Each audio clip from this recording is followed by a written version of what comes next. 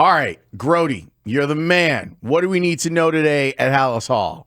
It is good to be back out here, gentlemen. The Bears with a light practice, returning to Halas Hall indeed after the bye week with a 2-2 record and a lot going on. I want to get right to it, and that is good news on the injury front. It sounds like Kyler Gordon will be back to play on Monday Night Football against the Washington Commanders from his hamstring injury, ready to play against the Commanders. He has not played in a game this year. For full context, I was hovering around Kyler Gordon's locker, and I just asked him off mic if he was going to play. He said yes. Then I said, may I turn the mic on? He said yes. More people gathered, and here's how it sounded.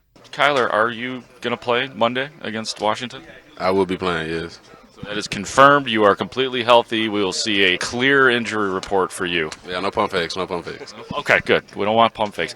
How much does it mean to be back? How happy are you about that? A lot. I've been annoyed, not playing, but, mood been good, just attacking rehab, but definitely excited to be out. That's all I've been looking forward to, and just playing with my guys and helping the team. What's annoying about not being out there? Not being able to play. I love this game, obviously. I love playing football, being out there and just helping everyone around me and in the building and being able to actually contribute to the team. That's annoying not to be able to do that. So now finally being able to do that. Sorry, when they have a turnover party like they did last week, is that where you get the most itchy? Oh, definitely. Super excited for everybody, but I definitely want to make a couple more myself. So trying to keep that going, and that's all I'm looking forward to. You guys have had some consequential games in Washington the last 2 years. 2 years ago, you crushed them on, I think it was Thursday Night Football. DJ Moore goes off, and then last year, the chaos at the end. What's the talk in the locker room, specifically about last year and the Hail Mary, and you guys should have won and everything that went wrong with that game and the season? Yeah, honestly, there hasn't been a ton of talk as far as, what happened last season. I don't really think anyone's really focused on that except for just going out there and winning. I wasn't even there last year, so for me, it's, definitely get to go over there and, play with everybody and change the narrative. That's the goal. I love it that you got that many questions off with Kyler Gordon and some good back and forth between you two. What have the coaches said, and we have to go all the way back to preseason now, about what his impact on this defense could be?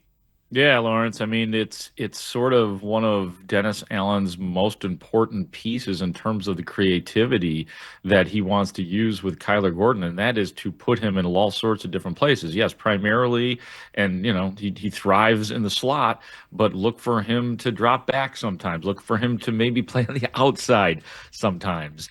This is a guy that the organization identified as somebody. Obviously, they gave him the big money in the offseason. And then Dennis Allen comes in here talking big about what he can do. He's really one of the most important pieces. At least the way Dennis Allen made it sound, the Bears defensive coordinator early on in the season, in terms of the versatility that he has. And, it's kind of been uttered out here that, they gave him the big money and now we would like him to do more. And Kyler Gordon has been raising his hand since he walked in this building a few years ago to do more. Every single slot cornerback in the league, I guarantee you, would love to be kicked to the outside. And I just wonder if he will have some opportunities. I think, too, Lawrence, it's just so nice that there is somebody back in that secondary with Jalen Johnson not being back there. It's just been so confused at times. And we know Tyreek Stevenson has gotten better, and he'll be a topic of a lot that's going on this week. But there's been just too many backups and too much depth that they've had to dip into. So it feels like they have a real adult back in the room in the secondary. That's great stuff, Grote. And it'll be interesting to see what the usage is with Terrell Smith out as well. Nashawn Wright has played a lot, and frankly, it's been exposed at different times in coverage. So you wonder who gets a shot outside. If it's not Kyler, do they like the backup nickel they've been playing, Nate McLeod? So, it'll be very interesting to see the usage. All right, so that's big. Kyler back is big. How about Colston Loveland? We have been missing him as well. Yeah, I had similar success with Colston Loveland. I feel like I did really well today in the locker room. Good job, Mark. Yeah, thank you. I needed that. Attaboy. No, I needed an attaboy. I was talking to again off just because I don't know if these guys want to talk. It's weird because it's not an injury report day today, so it's a long week. So I don't know what can go on record and what can't. So I had the mic off. I said, Colston, how you feeling? You gonna play? And he's like, oh, I feel so much better. I'm like, so you're playing? He's like, yeah, I think so. Again. microphone comes on, and here's the way it sounded with Colston Loveland. Feel better? Yeah, yes, sir. I feel good. I'm ready to get at it this weekend. So you feel like you're good to go Monday. You'll be able to play. You'll be full force. Yeah, yes, sir. Yeah, I feel good. Got obviously great trainers and great people around me to help me get back on track. And yeah, I'm looking forward to it. Did you get to do anything in the bye week besides, work out? I just stayed here in rehab. I was able to go to the city and grab some dinner one night, which was cool, at Trivoli. Trivoli's a good spot. But other than that, no, I've just been chilling. Did Cole have a similar hip injury at one point in time in his career? Yeah. Were you guys able to commiserate a little bit on that? Yeah. He was telling me about it. Yeah, he was giving me some pointers and kind of how to deal with it. So it was good. So let's just get to the important stuff. Trivoli Tavern is elite. Absolutely elite. 100%. Really? Especially outside, if the weather's nice and you're sitting out there, you feel like you're in France. It's unbelievable. It's with the or brick. Italy. Yes. The nice brick Cobblestone. walk up. Yeah. Whatever that is. You want to talk about elevated pigs in a blanket? Oh, I've never had it. They got it. Great Caesar salad, by the way. Really? Good to know. One of the best in the city. Well, they use where lemon, is though. it? Trivoli, it's right off of Green and Randolph. Yeah, so it's in the restaurant district, But it's like tucked away. Like there's a little walkway to it that great. makes you feel like you're in Europe. Let's just say it's a fine place for a rehabbing tight end to go. Yeah. It's just quite honestly. Yeah. For a 20-year-old to go there and appreciate it, I'm very proud of Colston Loveland. Shout out to him. He's only 20 years old. Isn't he like 20 years old? It's ridiculous. Yeah. He was proud of that too. Like he was making sure everybody that knew that he was definitely recommending. I'm guessing he had a nice experience there. Maybe somebody recognized him. Maybe they were like, "We're going to give you." All right, he's barely 21, but still, the fact that a 21-year-old could go to that place and appreciate it's phenomenal. All right, so look, this is exciting because Bears at much more full strength with Kyler Gordon on defense, much more full strength with Colston Loveland on offense. Do we know for sure what the offensive line is going to look like, Grote? So, are we locked and loaded on Benedette at the left and Darnell Wright back on the right?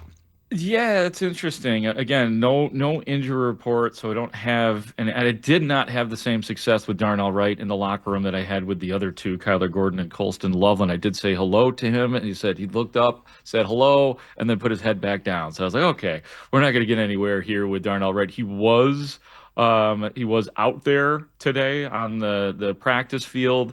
But that does not, or no, you know what? I don't think he was. I don't think he was on the practice field. My guess is I would not be surprised at all to see Theo Benedette again as your left tackle, and at least for one more week, Ozzie Trapillo at right tackle. Now, no guarantees on that right now. But I would not be surprised if that's what we're seeing. When Darnell Wright is healthy, I expect that he would slide back in at the right tackle position. I'd be shocked if he didn't. However, Ben Johnson, and this was probably just him being a coach and keeping everybody on edge just a little bit, did say, look, once Darnell Wright is healthy, we'll see. We got a lot of good tackles. And he was very vague about what then would be Ozzie Trapillo's job on the Bears team. My guess is he goes right back to being a backup, and Darnell Wright is the guy at right tackle. But they do like to keep these guys guessing on the offensive line. So were you surprised at this switch at tackle?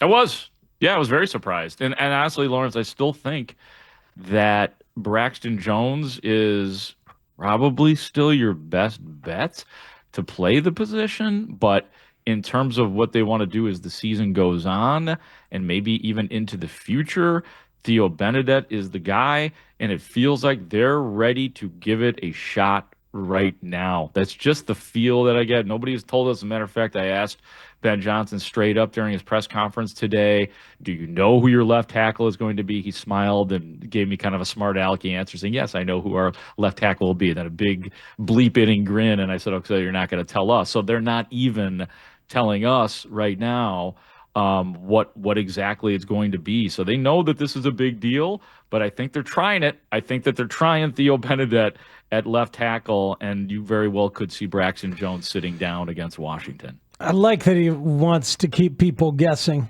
and keep them fighting for their jobs and security. As long as you're being honest as you do it, I think that can work out well. But we'll see. Very interesting. What else you got, Grote? Yeah, let's go to DJ Moore's locker, and just a little bit of context on the conversation with DJ Moore today. Ben Johnson told us that the offense is a work in progress. He was pretty harsh about it in his opening statements to us, or after we asked him some questions about the offense. Talked about the penalties, and the screen pass game is bad. Was very critical of it. So. And also, just for background on this too, so you understand the full bite that you're about to hear, I was also chatting with DJ Moore before the mics came on, and we were reminiscing about 2 years ago. Remember when DJ Moore had that massive 200-yard plus game against Washington? It felt like a coming out party for Justin Fields that day. That's going to come up in this conversation. But first, the nuts and bolts. DJ Moore on Ben Johnson saying the offense is a work in progress. The exact same way he laid it out to y'all, but more stern, and we got to get it fixed now, and I think we can do it. More stern? Yeah, like a real coach. Like, he's talking to y'all, not from like y'all are his players. Like, we the players that got to go out there and do it. He's just relaying the message to y'all, so of what we have to do. So what do you think you and this group can do better as a whole? Everything. I mean, we only 2-2, so I mean, there's something we got to fix. A few things, which coach already hit on. So just got to go out there and finish and block our ass off. Learned about Caleb the last 2 years in game on the line situations, end of the game, ball in his hands drive. What have I learned? A lot of, you can see from last year we couldn't finish out the game, and this year we all on the same page, just knowing what's the plays that we know that are coming in and just going to execute. So you don't think about that Washington game from 2 years ago, or what? No, because I don't. I mean, everybody is posting it right now, but it's not the same people out there, and it's not the same team. So I really can't think about it too much. But would I love to do that again? Yeah. But is it possible? We'll see as the week goes on. Boy, there is a lightness back about DJ Moore, and like a comfort that it seems to me Grote's like maybe this is just what having a good, strong coach that he actually believes in. Maybe that's what it feels like. I don't know, but there's a lightness back about him. Man, I heard that in that conversation right there too, talking about and look, we can paste everything back to Matt Eberflus if we want, and it's very easy to do. But when he says, "Hey, we got a real coach here," this guy, he's going to tell us what's up. He's going to tell us what's going on, even if we don't want to hear it. So I think he does. And I will say that, like, as for the lightness, Speaks, it's such a great question because it took a while before we kind of poked our mics in on DJ, because it was him, Caleb Williams, and Roma Dunze just locked in a conversation, and the three of them gathering around a phone and just laughing. And look, I sometimes stuff like that can be for show when they know the media is in there and they all want to make sure that everybody thinks that everybody gets along. But there's been questions about that with DJ Moore and Caleb Williams, and it feels like there is genuine bonding happening this year, and that makes sense. Like your relationships grow as time goes on. So I thought it was really interesting to kind of see the way those guys were acting in the locker room before we even got a chance to talk to them. Has anyone had the chance to talk to Ben Johnson about his Cubs experience? No, and I meant to ask that. I think the conversation didn't call for a Cubs question, but man, put it on the list for tomorrow before Game 3. Yeah, man, no doubt. Actually, and Lawrence, I'll jump to one of my tasty nuggets for the end of this update, but I'll tell it right now. I went up to Caleb. I like to have a little chit chat with Caleb if he allows for it in the locker room, and I did. I was like, hey, how was that? How was the Cubs game experience?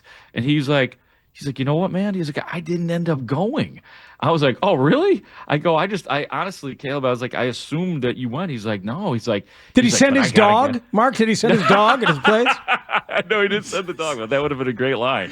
But he did tell me, ready, breaking news. He says that he plans to go to the game tomorrow. Wow. And he's like, you know what? I got to go, man. They need good vibes out there. He's like, they're in trouble. He's like, I got to get out there. And they do have, and he said, he's like, we got Thursday off. I go, perfect. I go, no excuses. So Caleb might be out there tomorrow. Oh no. What? You know what that's going to turn into. What? What? You know who's going to have a problem with that. It's going to Dustin. Oh, what about the team lift? Are you missing the team lift? You know that Dustino's not going to like that. That's not how he's wired. Hey, Dustin, what do you think about Caleb Williams? I mean, he's the quarterback of partaking in a situation like it's the Cubs game, Dustin. Yes or no? Yeah, no. You can have a friend. Don't rub it in my face. We're going to hear from them as part of our Cubs anger segment coming up in about 6 or 7 minutes. Why didn't Dustin, this is a question for Mitch Rosen, why didn't Dustin Rhodes ever get an opportunity to succeed Les Grobstein on the overnights? You guys know he'd be a star there. I mean, he's already a star producer, but he'd be a star in the overnights, right? I think he probably likes the way that his life works right now. Oh, Yeah. you think? Okay. Overnight okay. turns your life upside down. Dustin's a good husband, a proud father. I know all that. I'm just saying he's got. You can't do that with overnights. It's very difficult. Drives you crazy. Well, I mean, Les was also a great father too. Yeah, it's true, but it's true. But like, shout out to Scott. Absolutely. Shout out to Robert. KMA. Yeah. How dare you? What? I didn't say anything. How dare you say? Whatever. I heard a caller today on Rahimi, Harris, and Grote when I was out at Halas Hall today. As I was walking in, I think I heard a caller start the call with, "Shout out to Les. Shout out, just a random. I mean, why not? Rest in peace to the great. I mean, exactly. That's what Layla said. Yeah, sure. You got That's it. always welcome. I think it's a Always good time welcome. to do that. Is there more that we need to know about the running game of the Bears? Yeah, how about that? Like, it was brought up today that guess what's coming, guys? NFL trade deadline. It's not that far away. It's November 4th. So Ben Johnson was asked, do you need a running back upgrade?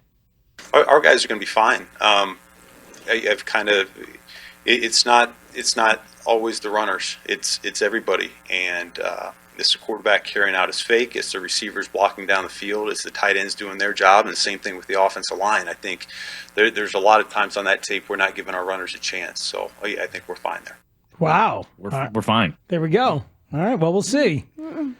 You guys buy it? Nope. Are they fine? Not at all. I'm not saying that they're going to go out and make a trade. I just don't think that their run game's fine. I want to see how much they use Kyle Monangai and in what sorts of runs and formations. I very much want to see this next Monday night. I like their Kyle Monangai better. Ja'Cory Krosky-Merritt, also a 7th rounder. So I call them their Monangai. They call him Bill. Oh, yeah? Yeah, his nickname's Bill because he looks like the character from the cartoon Little Bill. Ever since, I love that. Ever since I was reminded of it, I can't get it out of my head, that Torrey Taylor was drafted 2 spots before Bucky Irving of the Tampa Bay Buccaneers. That doesn't feel great. No, it does not. Your punt value in the 4th round. 3 spots ahead of Bucky LaRue, the no-arm baseball player. Bucky LaGrange. But he hasn't Bucky had... LaGrange, thank you, Lawrence. He hasn't had a touchdown in ever. Get out of here, Mark. Oh, wait, Nuggets? No, he gave us the Nuggets. Well... Just a really, because I know somebody, I have not mentioned TJ Edwards. He was out there practice, have no idea what his status is going to be. DJ Moore hates the early bye. Tyreek Stevenson, and people wondering, he was not in the locker room today. I'm sure he will talk at some point in time this week. Austin Booker, Travis Homer returned to practice from the IR, so they're in that 21-day window. They don't count as an official roster spot until they actually are activated. And I told you that Caleb Williams will probably be at the Cubs game. You heard it right here. Thanks.